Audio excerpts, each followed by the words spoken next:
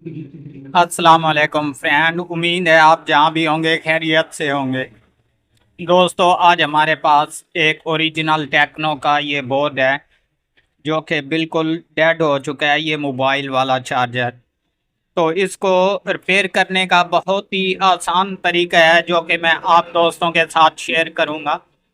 और इस तरह के कंपोनेंट जो हैं वो कहाँ से मिलते हैं ये भी आपको कंप्लीट गाइड करूँगा। आपसे रिक्वेस्ट है कि वीडियो को स्किप मत करें ताकि आपको अच्छे खासे तरीके से समझ आ सके। सो फ्रेंड, अभी ये देख लें मेरे पास ये बोर्ड है, जबकि ये बिल्कुल डेड है। यहाँ पर अगर कैपेसिटर देखा जाए तो आप गौर से खुद चेक कर लें, यहाँ पर फट चुका है। और इसके बायस ये फ्यूज़ बॉक्स जो रेजिस्टेंस है ये भी यहाँ पर ब्लैक हो चुकी है जल कर। तो ये भी डेड हो चुका है और ये फ्यूज़ बॉक्स भी डेड हो चुका है। इसके बाद मैंने इसको ऑलरेडी चेक कर लिया है कि यहाँ पर ये हमारा डायोड होता है जिसे ब्रिज भी कहते हैं, ये भी डेड हो चुका है। तो इस तरह के कंपोनेंट कहाँ से हमें मिलेंगे? बिल्कुल आप घर में बैठे हों चाहे शॉप पे आसानी से रिपेयर कर सकेंगे। तो दोस्तों, सबसे पहले मैं इस के जो कंपोनेंट है वो आपको ऑलरेडी चेक करवा दूं मीटर के थ्रू, और इसके बाद आपको बता दूं कि कौन कौन सी चीज़ें जो हैं इस पर आप यूज़ कर सकते हैं। सो फ्रेंड, अभी मीटर आपके सामने रहा जो कि मैंने बीप की आवाज़ पे रख दिया। सबसे पहले जो है हम इसके इस फ्यूज़ बॉक्स को चेक करते हैं जनाब। ये देख लें, यहाँ पर हमारी कोई वैल्यू शो नहीं हो रही। अगर हमारा फ्यूज़ बॉक्स ये वाला ठीक होता तो इस तरीके बीप की आवाज़ देता। तो यहाँ पर कोई आवाज़ नहीं, ये आपके सामने मैंने दोनों पॉइंट लगा दिया क्योंकि ये जल चुका है। तो इसके बाद रहा दोस्तों यहाँ पर ये ब्रिज हमने कैसे चेक करना है। प्लस वाली ऊपर जहाँ डीसी प्लस वहाँ पर ब्लैक तार और नीचे दूसरी तरफ रेड तार लगानी है, तो यहाँ पर ये अपनी वैल्यू शो कराएगा।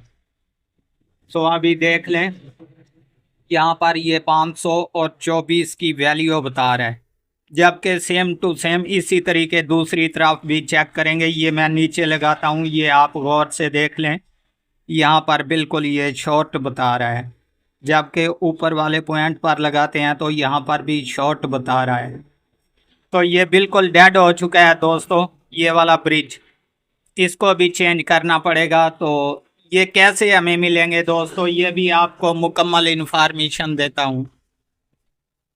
सबसे पहले जो है ये देख लें, आपके पास कोई ओल्ड ख़राब चार्जर पड़े हों तो वहाँ से आप निकाल कर इसमें इजीली लगा सकते हैं, क्योंकि ये ओरिजिनल होते हैं तो अच्छा खासा जो है वर्किंग करते हैं।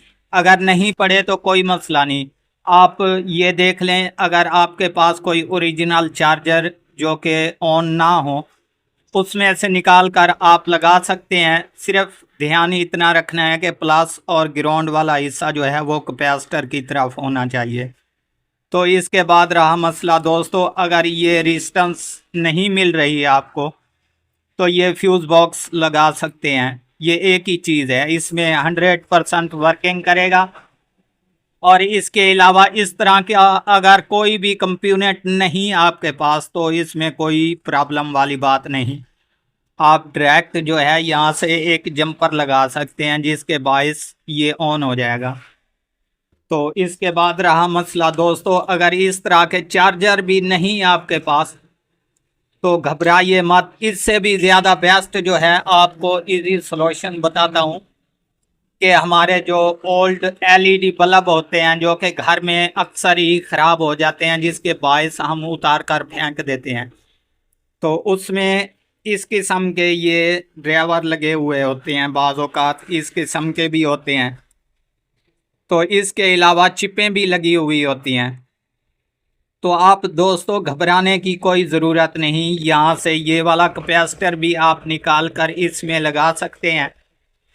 ये नहीं कि ये और है या ये और है, वोल्टेज सभी एक जैसे इंस्टॉल करते हैं। ये 400 वोल्टेज या 450 वोल्टेज पर होते हैं, जबकि सिर्फ यूएफ का फ़र्क होता है, उसका कोई प्रॉब्लम नहीं।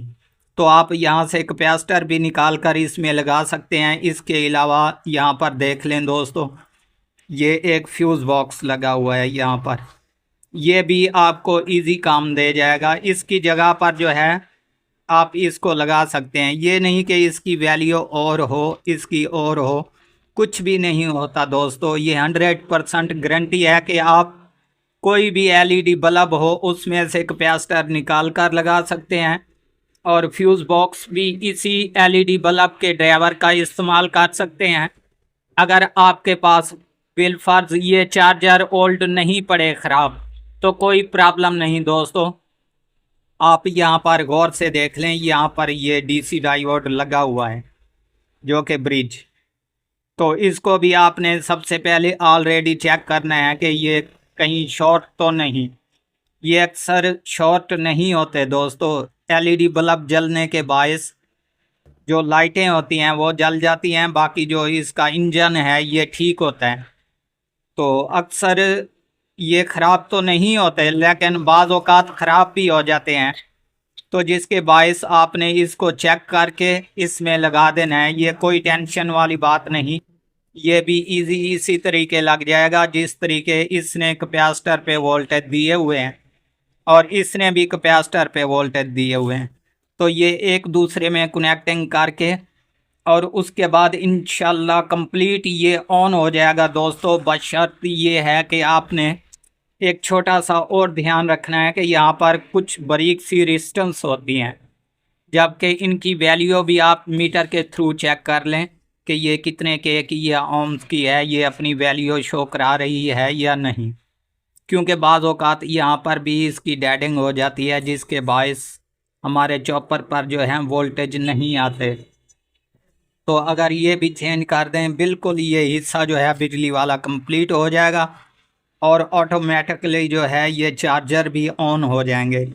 सो दोस्तों उम्मीद करता हूँ ये इन्फॉर्मेशन बहुत अच्छी दी मैंने आपको। अगर वीडियो पसंद आए तो हमारे चैनल को ज़रूर सब्सक्राइब करें और कमेंट्स में कुछ ना कुछ ज़रूर लिखें ताकि हमारी हौसला अफजाई हो, इस तरह की और वीडियो भी बना सकें।